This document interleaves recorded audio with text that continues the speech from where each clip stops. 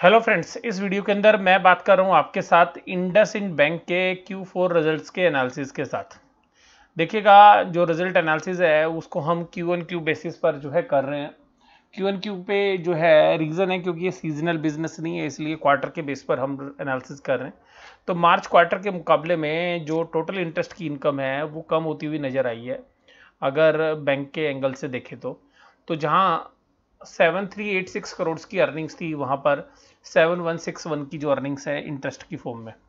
और जो इंटरेस्ट है बिल्स के ऊपर जो डिस्काउंट जो करते हैं अपने क्लाइंट का या जो लोन्स के ऊपर इंटरेस्ट मिलता है वो जो है 6223 से घट के 6066 हो गया है। तो करीबन करीबन 150 करोड़ के आसपास की गिरावट यहाँ पे देखने के लिए मिली है। इंटरेस्ट ऑन इन्वेस्टमेंट मोर और लेस एक जैसी है। Interest on balance with RBI जो है यहाँ पर भी इनका घटता हुआ नजर आया है। देखिएगा, ये मैं जितने बैंक के एनालिसिस कर रहा था ये पहला बैंक मुझे मिला है जिसका आरबीआई से इंटरेस्ट का जो अमाउंट है वो रिड्यूस हुआ है। इसका मतलब है कि इस बैंक ने सीधी सीधी सी बात यह है कि आरबीआई के पास कोई एक्स्ट्रा पैसा नहीं छोड़ा। इसका मतलब इसके पास लिक्विडिटी की कमी थी। इसने जो भी पैसा था लोन के रूप में भी जो इंटरेस्ट कमाया है, इन्वेस्टमेंट में भी सेम आया है। और अगर यहाँ पर भी अगर आप देखेंगे तो जो आरबीआई से भी इंटरेस्ट कम आया है। इसके अलावा जो इसकी अदर इनकम्स हैं जो वो 1520 आई हैं, वो भी कम आई हैं। बाकी सारे बैंकों में भी कम आई हैं, लेकिन इसकी कंपेरेटिवली ज़्यादा आई हैं। अगर और बैंकों के मुकाबले में बात करें जो इस साइज़ के हैं तो उनके मुकाबले में इसकी अदर इनकम्स की जो फिगर है वो ज़्यादा आई है बाकी से। लेकिन यहाँ पे देखिएगा, जो बाकी बैंक्स थे HDFC bank, Kotak bank, axis bank या आईसीआईसी बैंक, वहाँ पर इंटरेस्ट ऑन आरबीआई बैलेंस जो है बढ़ता हुआ नजर आया था। इंटरेस्ट ऑन इन्वेस्टमेंट बढ़ती हुई आई थी, जो इस बैंक में जो है नज़र नहीं आ रही है। तो इसमें जो अदर इंटरेस्ट है वो भी जो है घटता हुआ नजर आया है। और अदर इनकम्स भी जो है घटती हुई नजर आई और अदर इंटरेस्ट भी घटता हुआ है। तो दोनों जो है, तो यहाँ पे ऑपरेशनली देखें तो जो इनकम्स हैं टोटल बेसिस पे जो 9158 करोड़ की थी वो इस बैंक की अब देखिएगा 8682 करोड़ की आई है। देखिए, ये बैंक कभी ऐसा होता था जो हर क्वार्टर में 5 से 7% की जो है टोटल इनकम जो है बढ़ती हुई नजर आती थी। तो पहली बार हमें ऐसा देखने के लिए मिला है जब से इसके शेयर प्राइस में करेक्शन हुई है, तब से यहाँ पर ये डी ग्रोथ आ रही है टोटल इनकम के अंदर। तो यहाँ पर भी डी ग्रोथ है। इस तरीके से इंटरेस्ट एक्सपेंडेड भी कम है और ऑपरेटिंग एक्सपेंसेस भी कम है। ऑपरेटिंग एक्सपेंसेस में एम्प्लॉय की सैलरी तो बढ़ती हुई नजर आई है, लेकिन अदर ऑपरेटिंग एक्सपेंसेस में करीबन करीबन 2500 करोड़ का खर्चा कम आया है। और ये सारे बैंकों ने किया, लेकिन डिटेल जो है ज़्यादातर बैंकों के पास से उपलब्ध नहीं हुई है। टोटल एक्सपेंडिचर्स की बात करें तो जो 6302 के जो टोटल एक्सपेंडिचर्स थे वो यहाँ पे 5754, यानी कि पूरे बिजनेस का साइज इनकम के फ्रंट पे भी और एक्सपेंसेस के फ्रंट पे दोनों पे घटता हुआ नजर आया है।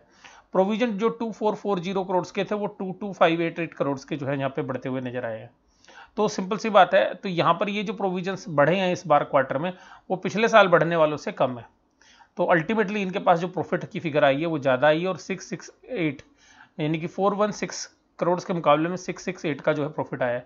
तो इसका मतलब आप मानिए कि पिछले क्वार्टर से 1.5 टाइम्स के ज़्यादा का प्रॉफिट जो है इनके पास आया। एक्सपेंसेस बढ़ गए हैं टैक्स की, क्योंकि प्रॉफिट ज़्यादा था, लेकिन फिर भी आप यहाँ पे देखेंगे तो जो प्रॉफिट्स है पिछले क्वार्टर के मुकाबले में काफ़ी बेहतरीन आया है। 1.6 टाइम्स के जो है प्रॉफिट आए हैं।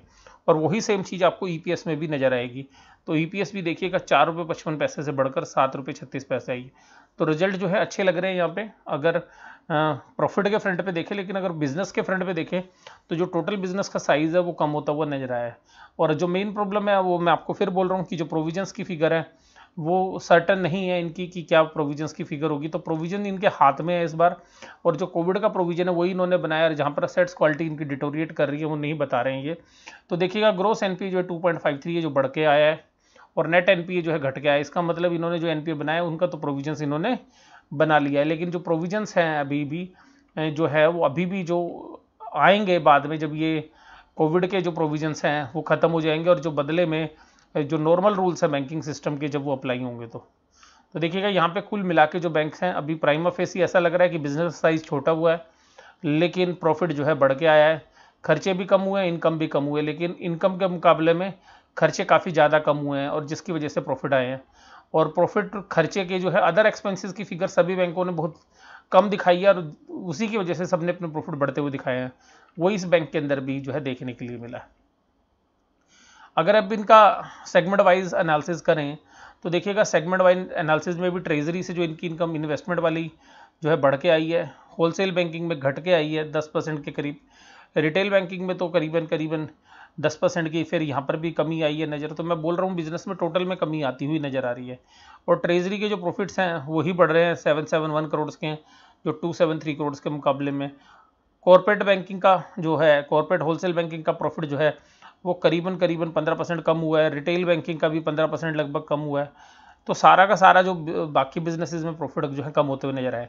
लेकिन इसके लिए मैं एक और अच्छी खबर आपको देता हूँ कि इस बैंक के अंदर जो भी मैं एनालिसिस कर रहा था कंसोलिडेटेड बेसिस पे था, लेकिन ये देखिएगा दो प्रेफरेंशियल अलॉटमेंट करने जा रहे हैं, एक तो अदर देन प्रमोटर और एक प्रमोटर। तो अलॉटमेंट नंबर 1 प्रेफरेंशियल अलॉटमेंट हो रही है 524 रुपये के हिसाब से, जिसमें ये 4,76,29,768 करोड़ शेयर्स जो है बेचेंगे, यानी कि करीबन 4.77 करोड़ आप मान सकते हैं। तो 4.77 करोड़ शेयर्स जो हैं ये नए इशू किए जाएंगे, यानी कि कैपिटल एडुकेसी के लिए, और जिसमें जो पैसा करीबन इनके पास आएगा वो आएगा 2495 करोड़, 2495 करोड़। तो ये पहले प्रेफरेंशियल अलॉटमेंट में इनके पास पैसा आएगा, यानी कि इनकी लिक्विडिटी जो है काफ़ी इंप्रूव हो जाएगी। जिनको इशू करेंगे वो है route 1 offshore fund, route 1 fund, ICICI prudential life insurance, Tata investment company और एआईआई।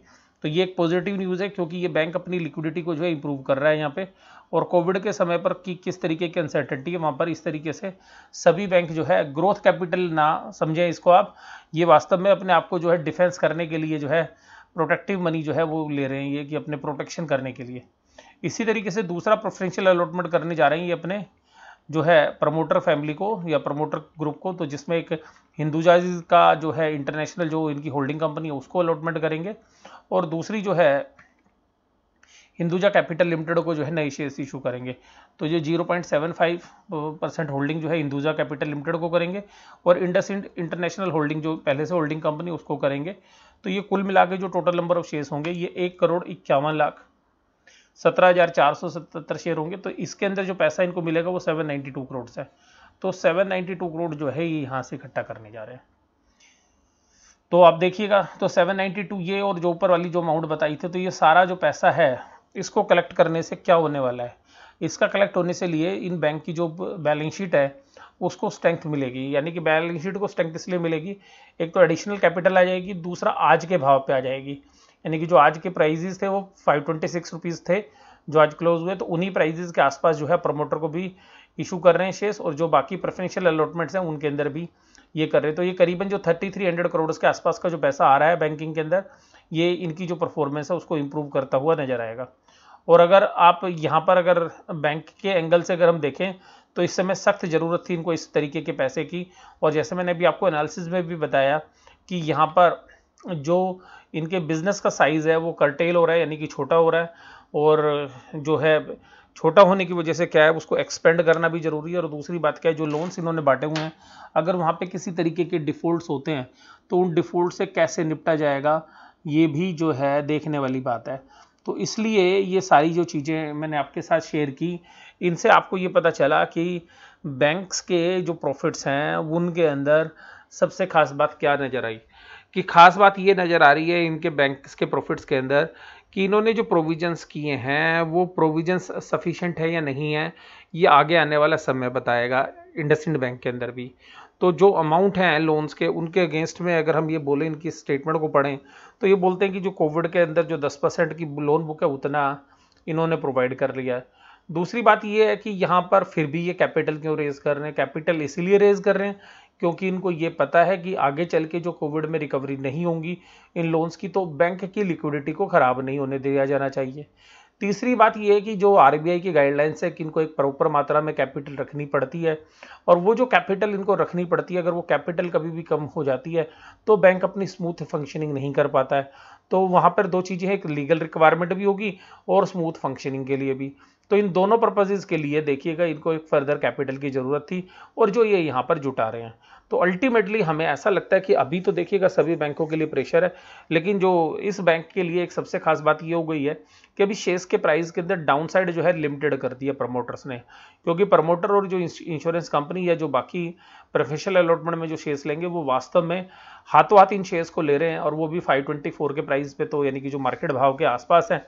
तो यहाँ पर इस बैंक को एक नई स्ट्रेंथ जो है मिलने की उम्मीद है, जिसकी वजह से प्राइस जो है नीचे की तरफ मूव नहीं करेंगे, ऐसी हमें उम्मीद है। और लेकिन अगर मार्केट की गिरावट होगी तो उसके साथ देखिएगा ये भी सब पार्टिसिपेट करते हैं। तो अगर हम अभी भी पी वैल्यूएशंस के फ्रंट पे देखें तो ये जो शेयर्स है अगर स्टैंड अलोन बेसिस पे देखेंगे तो ईपीएस अभी भी 6.64 है, और अगर वहाँ पर देखेंगे तो 7.5 रुपये, अगर इसी को हम एनुलाइज कर दे तो करीबन 30 रुपये के आसपास की अर्निंग आएगी। और 30 रुपये की अर्निंग के हिसाब से देखें तो 16 to 17 की पी रेशो पर शेयर जो है अभी भी ट्रेड कर रहा है। तो ऐसा तो नहीं है कि वो बहुत रीजनेबल वैल्यूशंस पर है, बहुत डीप डिस्काउंट पर, एक रीजनेबल वैल्यूशंस के ऊपर ये शेयर ट्रेड कर रहा है। आपको ये एनालिसिस कैसा लगा जरूर से जरूर मुझे आप कमेंट बॉक्स में बताइएगा। वीडियो देखने के लिए धन्यवाद। Thank you very much.